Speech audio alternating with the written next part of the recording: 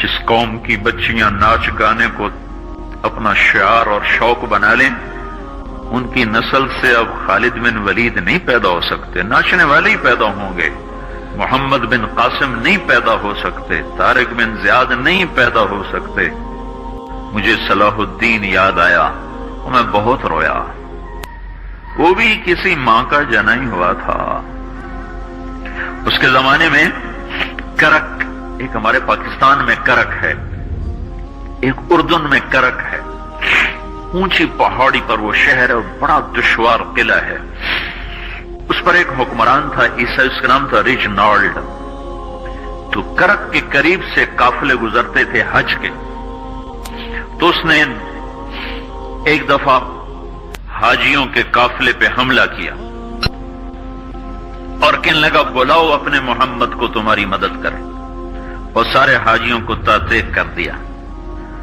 اور دوسری دفعہ اس نے بحری بیڑا تیار کی اور مدینے پر حملہ کرنے کے لیے وہ بندرگاہ تک پہنچا یمبو کی، لیکن موسمی حالات سازگار نہ تھے تو واپس ہو گیا۔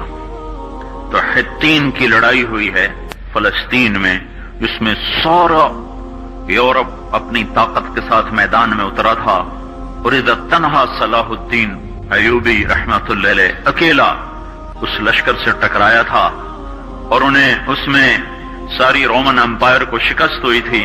تو بڑے بڑے بادشاہ اس میں گرفتار ہوئے، تو اس میں ریجنالڈ بھی گرفتار ہو کے آیا۔ تو کوئی 12 بادشاہ تھے ریاستوں کے جو سامنے اس کے پیش کیے گئے، تو پیاس کی شدت سے سب کا برا حال تھا۔ تو صلاح الدین نے سب کو پانی پیش کیا، ریجنالڈ کو نہیں پیش کیا۔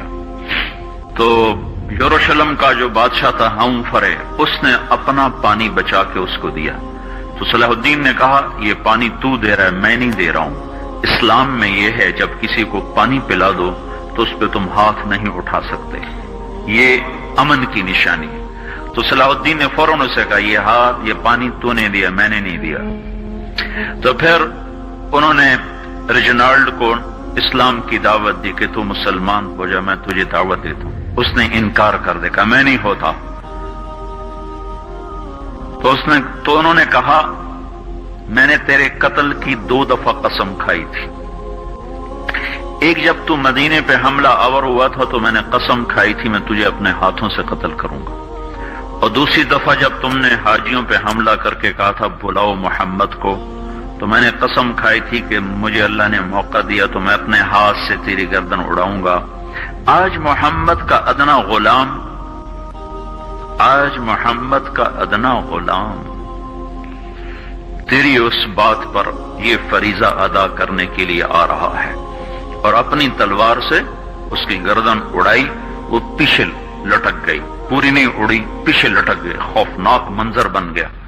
تو سارے بادشاہوں پہ کب کبھی طاری ہو گئی۔ تو صلاح الدین فرمانے لگے ہمارے مذہب میں یہ نہیں ہے، بادشاہوں کے ساتھ ہم بادشاہوں جیسا ہی سلوک کرتے ہیں، پر یہ حدود سے آگے چلا گیا تھا۔